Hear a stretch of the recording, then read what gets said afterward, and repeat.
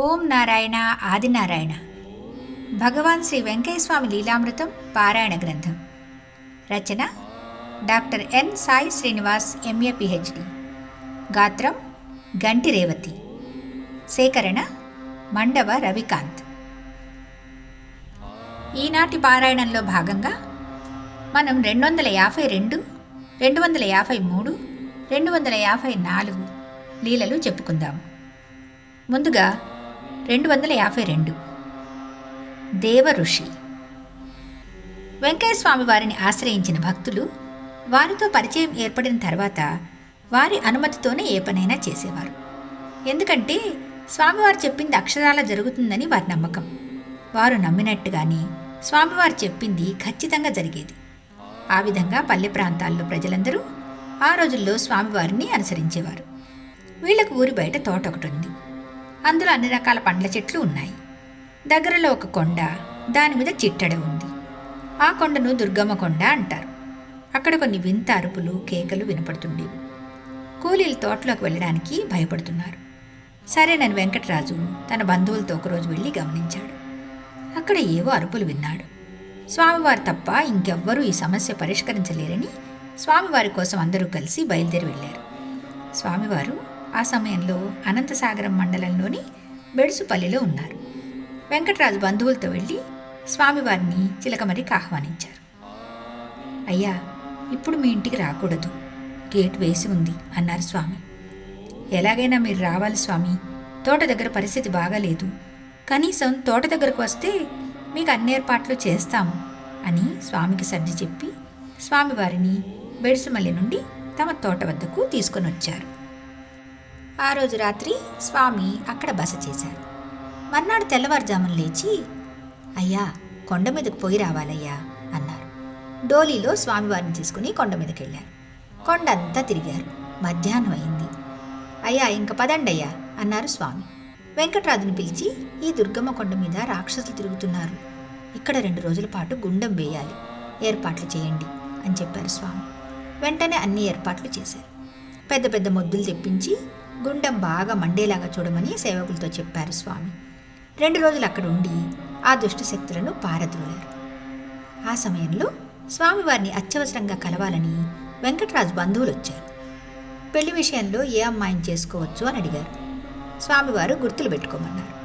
వీళ్ళు కోరుకుంటున్నట్లుగా బంధువుల అమ్మాయిని చేసుకుంటే పెండ్లి కొడుకు దేశం వదిలిపోతాడు కాబట్టి ఆ సంబంధం వద్దన్నారు స్వామి. వీళ్ళు మేనమామ కూతురు బంధుత్వం పోతుంది కదా అని ఆ అమ్మాయితోనే నిశ్చితార్థం చేసుకున్నారు. 3వ రోజు పెండ్లి కొడుకుతో కలిసి బంధువులంతా సోమశిల చూడడానికి ట్రాక్టర్లో బయలుదేరారు. తిరిగి వచ్చేటప్పుడు చెరువు కట్ట దగ్గర ప్రమాదవశాత్తు ట్రాక్టర్ తిరగబడిపోయింది. ఆ ప్రమాదంలో పెండ్లి కొడుకు మరణించాడు. స్వామివారు చెప్పిన మాట వినకుండా చేసిన దానికి పిల్లాడిని పోగొట్టుకున్నామని అందరూ బాధపడ్డారు. వెంకటరాజుకి స్వామివారు బెడుసుపల్లిలో చెప్పిన మాట కూడా గుర్తొచ్చింది. అయ్యా, చిలకమరిలో మీ ఇంటికి రాకూడదు, గేటు వేశారని. అంటే రాబోయే కీడు స్వామివారికి ముందే తెలుసు, అందుకే వారు రానని చెప్పారు. ఏదేమైనా ఈ సంఘటనతో అందరికీ కూడా స్వామివారి మీద ఉన్న విశ్వాసం మరింత దృఢమైంది. స్వామివారు ఒకసారి వెంకటరాజు ఇంట్లో గుండం వేసుకొని ఉన్నారు. ఆ రోజు రాత్రి వేళ ఒక సంఘటన జరిగింది. బాగా పొద్దుపోయింది.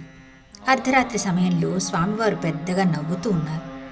రాత్రి వేళల్లో స్వామివారు గుండం దగ్గరికి ఎవరిని ఉండనిచ్చేవారు కాదు కదా. ఆ రోజు రాత్రి గుండం దగ్గరలో పడుకున్న వెంకటరాజు భార్య సుబ్బమ్మ స్వామివారి నవ్వు ఇంకా ఏదో చప్పుడు విని లేచింది. దూరం నుంచి స్వామివారిని చూసింది. దివ్యమైన తేజస్సుతో స్వామివారు ప్రకాశిస్తూ ఉన్నారు. చుట్టూ నాగకన్యలు పరవశించి గానం చేస్తూ నాట్యం చేస్తున్నారు. స్వామివారు ఆనంద పారవస్యంలో ఉన్నారు. ఆ మహానుభావునికి సుబ్బమ్మ లేచిన విషయం తెలియదా? వెంటనే స్వామి, కళ్ళు మూసుకొని పడుకోమ్మా, లేకపోతే కళ్ళు పోతాయి అని కేక వేశారు. సుబ్బమ్మ భయపడి కళ్ళు మూసుకొని పడుకుంది. తెల్లవారే వరకు ఆమె స్పృహలో లేదు. వెంకటరాజు వచ్చి ముఖం మీద నీళ్లు చల్లితే అప్పుడు లేచింది ఆమె. అవతార పురుషులైన స్వామివారికి ఆతిథ్యం ఇచ్చిన ఆ కుటుంబ సభ్యులకు స్వామివారి ఆశీర్వాదం సంపూర్ణంగా ఫలించింది.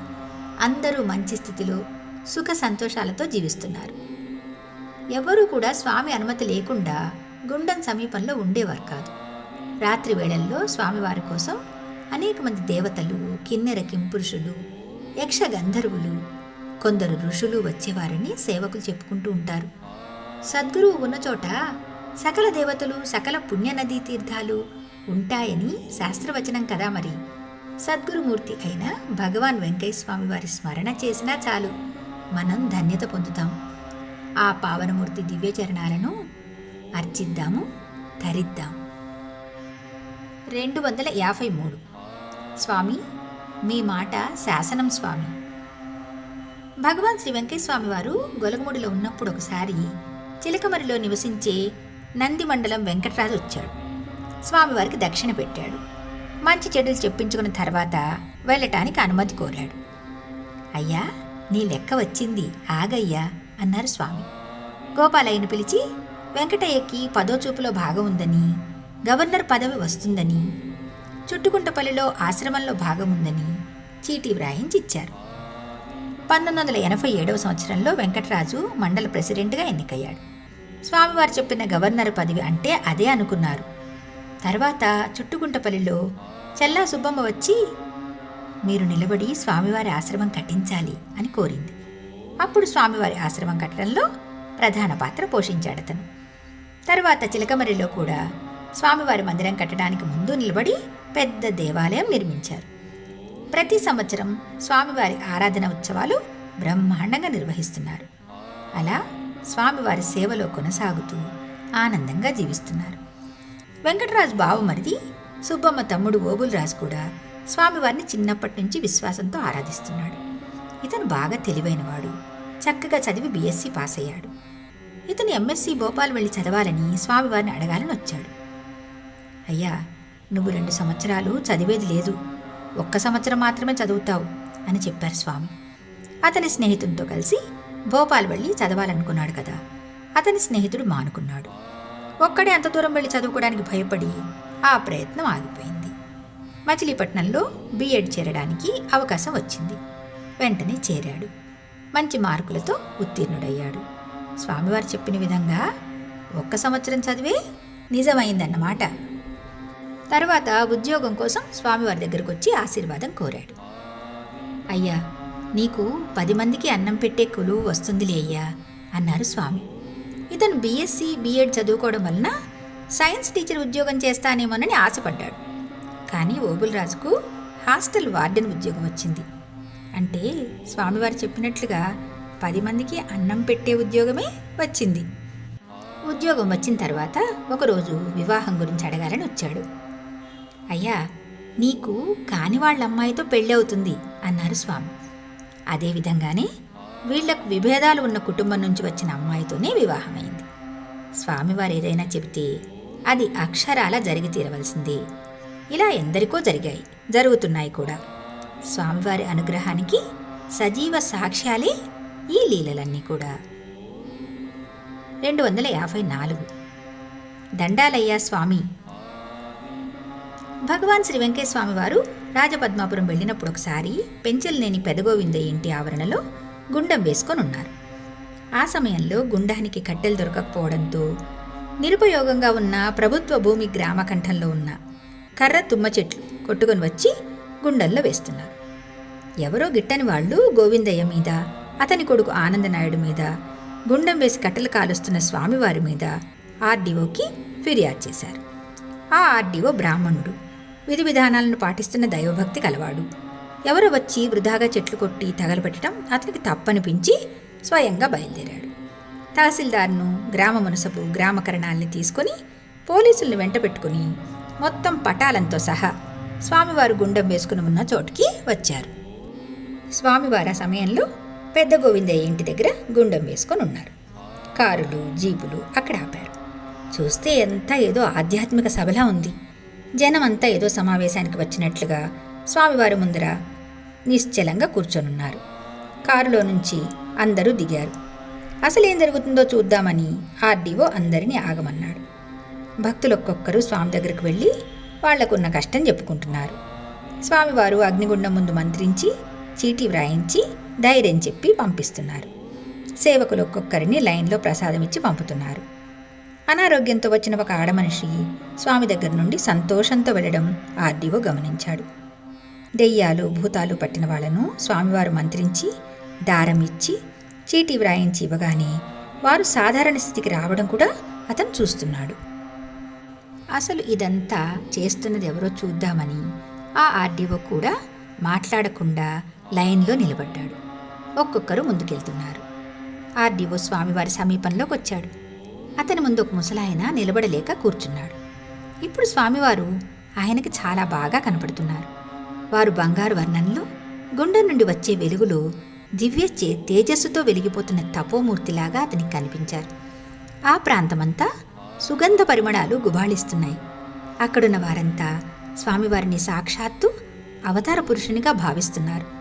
ఆ క్షణంలో తాను కూడా నాదం వాయిస్తూ భక్తులకు పరిహారాలని చెబుతున్న స్వామిలో శ్రీమన్నారాయణమూర్తిని దర్శిస్తున్నాడు ఆ ఆర్డీఓ.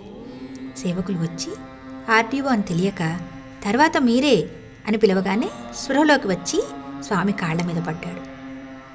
అయ్యా, ఆఫీసర్ గారికి చీటీ వ్రాయండి అయ్యా అన్నారు స్వామి. స్వామి, నన్ను మీరు ఎప్పటికీ ఆశీర్వదించాలి అని కన్నీళ్లతో నారాయణ నారాయణ అని ప్రార్థించాడతను. నుదుట నామాలు పెట్టుకుని దోవతి కట్టుకొని ఆఫీసర్ ఉద్యోగంలో ఉండి కూడా స్వామివారిని అలా స్తుతించడం అందరికీ ఆశ్చర్యం కలిగించింది. ఆర్డీఓ గారు స్వామివారికి పాదాభివందనం చేయడంతో అతనితో పాటు వచ్చిన సిబ్బంది అంతా వచ్చి స్వామివారి పాదాలకు నమస్కరించారు. అయ్యా, మీరు వచ్చిన పని చేయండి అయ్యా అన్నారు స్వామి. వెంటనే ఆర్డీఓ ఫిర్యాదు కాగితాలు తీసుకొని ఆ అగ్నిగుండంలో పడేశాడు. స్వామివారికి కావలసిన కట్టెలు గ్రామకంఠం నుండి కొట్టుకోమని అక్కడ సేవకులతో చెప్పారు. ఎవరైనా ఆక్షేపణ చెప్తే ఆర్డీఓ గారి ఆర్డర్ అని చెప్పి వెళ్ళిపోయారు. ఆ ఆర్డీఓ గారు శ్రీ వెంకయ్య స్వామి వారిని మహనీయులుగా గుర్తించి తన బంధువులను స్నేహితులను కూడా స్వామివారి వద్దకు పంపేవారు. ఆ విధంగా స్వామివారు రాజపద్మాపురం ప్రాంతంలో ఉన్నప్పుడు కట్టెల కొరత లేకుండా ఏర్పాటు జరిగింది. స్వామివారు రాజపద్మాపురంలో ఉన్నప్పుడు ఇంకో చిత్రం చేసేవారు. అదేంటంటే, చాలామంది మా ఇంటికి స్వామి వస్తారు, మా ఇంటికి స్వామి వస్తారని ఇళ్ళకి పెట్టి ముగ్గులు వేసి ఎదురు చూసేవారు. స్వామివారు తెల్లవారుజామున లేచి ఎవరింటికి వెళ్ళాలి అనుకుంటే వాళ్ళ ఇంటికి వెళ్ళిపోయేవారు. ఆ రోజు ఆ ఇంట్లో పండగే. సేవకులు భక్తులు స్వామివారి కోసం వచ్చేవారు, పోయేవారితో ఇల్లు కళకళలాడేది. గుండం వేసి వాళ్లకున్న కర్మలను పోగొట్టేవారు స్వామి. కొద్ది రోజులలోనే ఆ గుండం వేసిన వాళ్ళ ఇంట్లో వాళ్ళ అమ్మాయికో అబ్బాయికో వివాహం జరిగేది. అదే స్వామివారిలో ఉన్న ఒక ప్రత్యేక లీలా విశేషం. స్వామివారు పెద్ద గోవిందయ్య ఇంట్లో ఆతిథ్యం స్వీకరించే సమయంలో వారి ఇంట్లో కన్నప్ప మొగిలియార్ అనే వంటవాడు ఉండేవాడు. భక్తి శ్రద్ధలతో స్నానం చేసి మంచి రుచిగా శుచిగా స్వామి కోసం ప్రేమతో వంట చేసేవాడు. ఒకరోజు స్వామివారు భోజనం చేసిన తర్వాత అతని వైపు చూసి, నీ పిల్లలు బాగా బ్రతుకుతారులేయ్యా అన్నారు. ఆ తరువాత స్వామివారి వాక్కు ఫలించింది. అతని పిల్లలు బాగా చదువుకున్నారు. అందరికీ మంచి ఉద్యోగాలు లభించాయి. తిరువల్లూరులో మంచి ధనవంతులుగా స్థిరపడ్డారు. స్వామివారి అనుగ్రహం పొందిన వారికి కర్మక్షయమవుతుంది, జీవితం మారిపోతుంది. స్వామివారికి గుండానికి సహకరించిన ఆర్డీఓ గారికి అతి తక్కువ సమయంలోనే ఉన్నత పదవి లభించింది. స్వామివారిని కలిసి కృతజ్ఞతలు తెలుపుకున్నాడు.